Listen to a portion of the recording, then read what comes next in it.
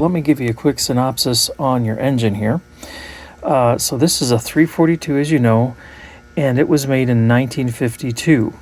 And the reason I know this is because the tender says American Flyer versus American Flyer lines. Originally this would have come with a link coupler, and of course it has a bar in front for link couplers. Someone has added a fifth wire here for your smoke and headlight, so that's kind of an add-on. That would not have come from the factory that way. Something that's kind of special about this particular engine is it's very, very rare. Doyle rates this as a number 7 out of 8, 8 being the most rare. I did a few, I don't know, 6 to 8 weeks ago, I believe. I did a 2 or 3 part series on a 342 set that I got that had a circus flat with it as an additional piece. But other than that, that's the only other one of these that I've seen. So they're kind of rare, and you've got a great engine here once we get it cleaned up. Well, Dan, it looks like I'm gonna need to replace the fingers on your engine.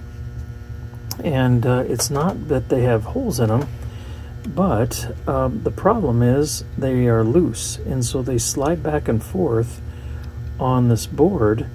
And I tried, I was hoping I could heat up the solder and maybe add some solder to get them to tighten up and quit moving around. And thus far, no attempts I've made have helped. So I'm just going to have to change them out. The bottom ones are doing the same thing.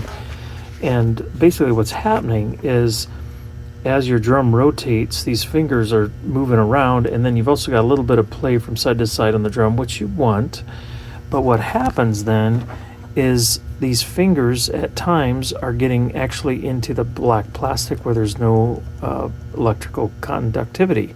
So that's why you're not getting reverse, and I'm a little surprised that you've had forward, because in my observations here, they're all moving around. So anyhow, that's the scoop on why you were not getting reverse, and like I said, I'm gonna go ahead and change those out for you. Hi Dan, I'm out here at my little lathe, and this is the armature off of your 080 switcher. Let's see if you can see. Come on, focus for me here. Now, okay, here you can see a little bit.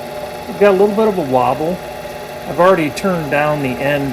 The end was wobbling pretty good.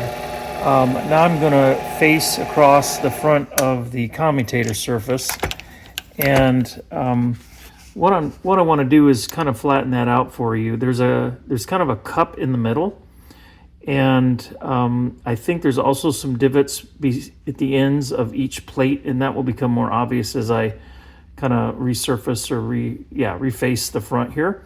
Once I get that flattened out pretty good for you, and I'll have to kind of watch it. These plates aren't super thick, as you can see, so I don't want to take off too much material, but I do want to try to get that a little better for you. After I get that done, then I'll come over here. There's a little bit of a wobble here. Then after that, I take it off, spin it around, and check the front of the armature to see if there's a wobble there, which there probably is. There's just a tiny bit of wobble all the way through this thing. Now, I'm just taking off tiny, tiny amounts of metal, but as we discussed, the effort is to try to get this back to factory specs. And while this armature probably was wobbly from the factory, if I can get that smoothed out for you, it's just going to cut down on wear and tear on your springs, your brushes, the wear surfaces inside the motor. So anyhow, just let you know what's going on. Okay, Dan, I thought I'd bring you back and show you I've got your front all flattened out here. It's all one even surface all the way across. I did the same here, and I'm going to turn it on and try not to get distracted by the wraps on the either side, but look kind of across the top and you'll see that the wobble is gone.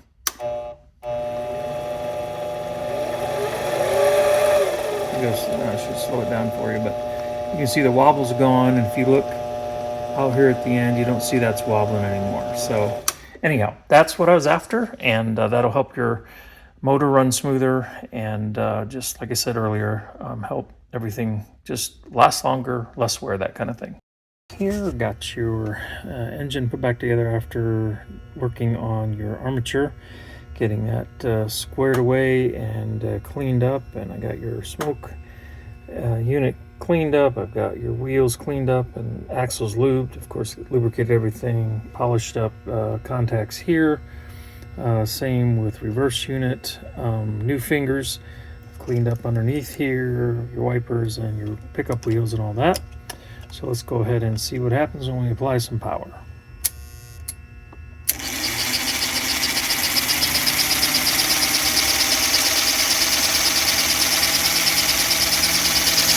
See how fast that's going? Wow. All right, let's go reverse. Sorry, forward, I guess.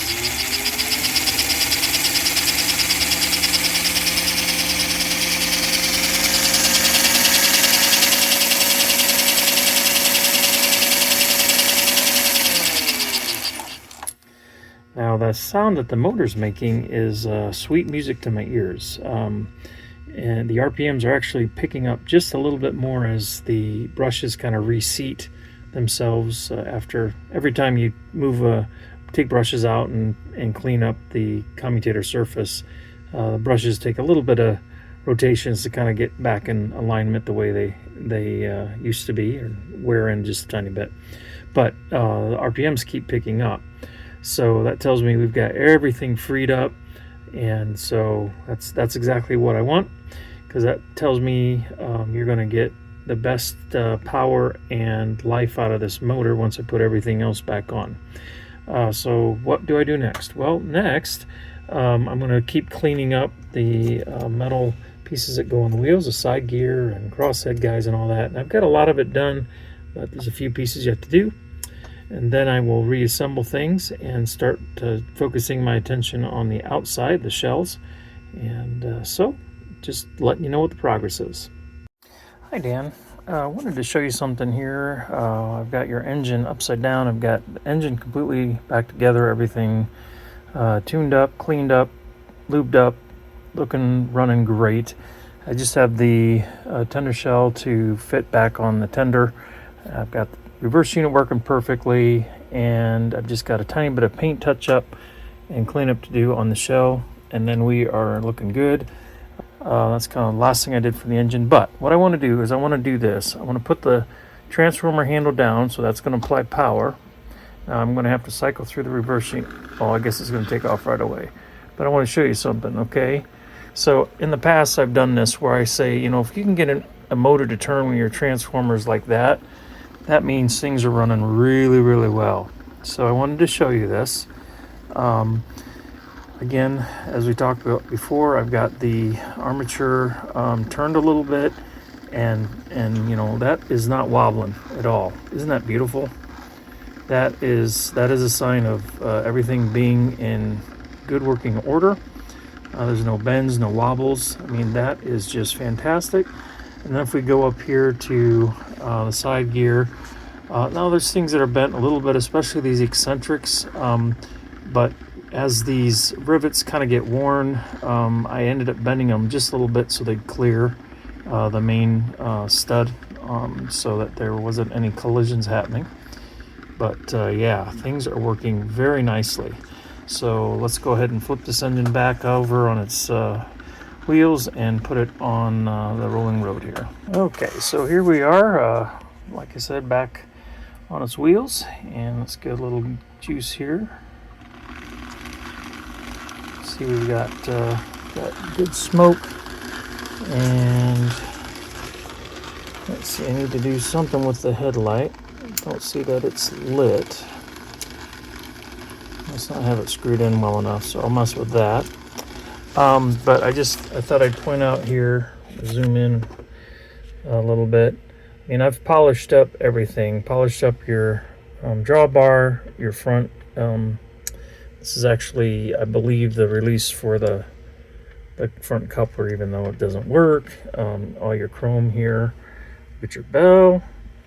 Look at your whistle. Took those both off and polished them. Your bell was actually black.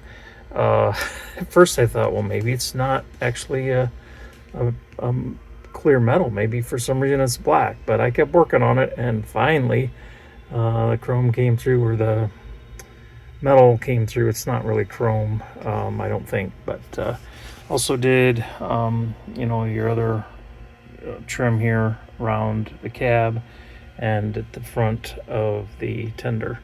So anyhow, making some progress, and I will have this back together and on the rails probably tomorrow. I'm going to call it an evening because it's getting kind of late, but I wanted to give you an update. As always, sure, consider an honor, privilege to work on your engines. I also might mention, I mentioned doing a little touch-up paint on the tender. I've gone through and done just this. Your engine shell was in pretty good shape, but there's a little bit of missing paint here and there, so I've got that all touched up, and the good thing is you can't tell, and that's exactly what I want. I don't want you to be able to tell that it's got some touch-up. It looks just like a beautiful Flyer engine, which is what you have. All right, thanks.